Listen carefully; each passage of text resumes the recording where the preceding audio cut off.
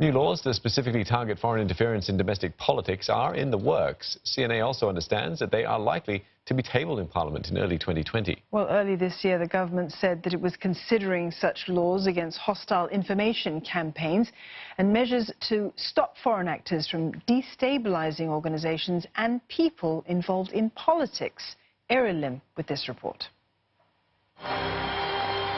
From the presidential elections in the United States to the Yellow Vest movement in France, foreign actors interfering in domestic affairs is a growing threat everywhere.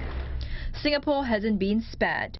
Last year, the government noticed a curious spike in online criticisms of Singapore during bilateral tensions with Malaysia.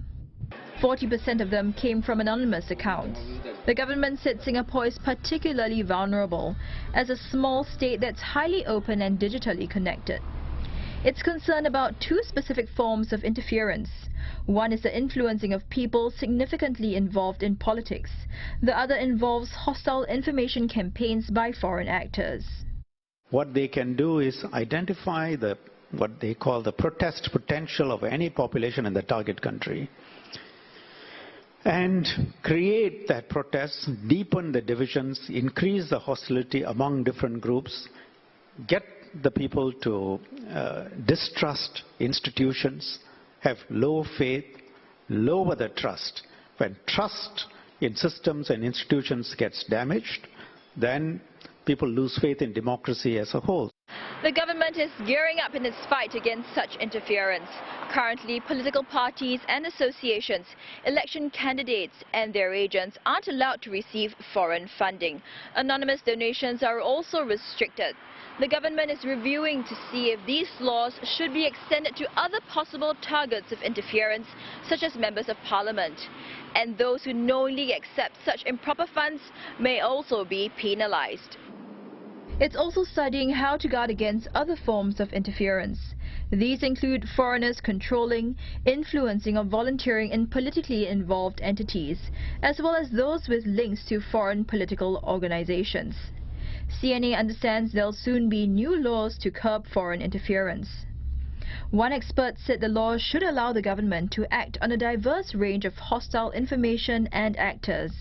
We have seen from other examples that foreign interference sometimes do not just come from governments or what we call state actors.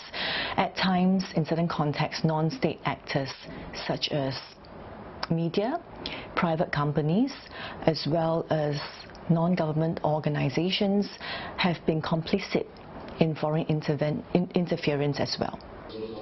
She said authorities should also have legal levers to handle hybrid, multifaceted campaigns both offline and online. The government said the law should enable it to intervene, investigate and respond to hostile information campaigns by getting information on the source of content. It may also deal with the issue of hate speech, although that's partly covered by recent amendments to the Maintenance of Religious Harmony Act. For instance, ensuring that there is enhanced penalties, especially for religious groups, leaders who are, for instance, calling, for their members to, or inciting violence. But he warned of the many underlying threats here. Singapore is religiously diverse, so when you have diversity, there definitely will be opportunities for misunderstanding, for conflict. This is a reality in many parts of the world, especially when the centers of many of our religions which are practiced here are overseas. And historically you have situations where, overseas actors have used particular brands of religion, different sects, for particular state interests. And sometimes to cause divisions between different groups. Experts said that laws can't be the only answer. Oftentimes, foreign interference actors are very astute in exploiting the existing and emerging pain points and cleavages in a society. So I think the work in strengthening social cohesion and social trust is a never-ending one, and it's something that we need to continue to work on. The other thing is to continue to increase the media and information literacy among information users. Technology could be another effective weapon in the fight, according to an American tech expert whose research covers issues of foreign interference. a lot of people are hoping that AI might be a really good technology to essentially detect whether or not there's kind of coordinated campaigns of influence online. And I think that's one of the biggest uses of the technology. The second thing I would say is people are applying AI in really interesting ways to see whether or not it's possible to detect whether or not media is synthetic. So basically searching for deep fakes, right? Like fake videos might be detected through sort of AI and machine learning algorithms.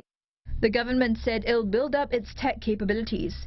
It'll also work on public communication and government-wide coordination, collaborate with the private sector and increase education efforts. The goal is to sensitize Singaporeans to the threat, as they're the first line of defense against foreign interference.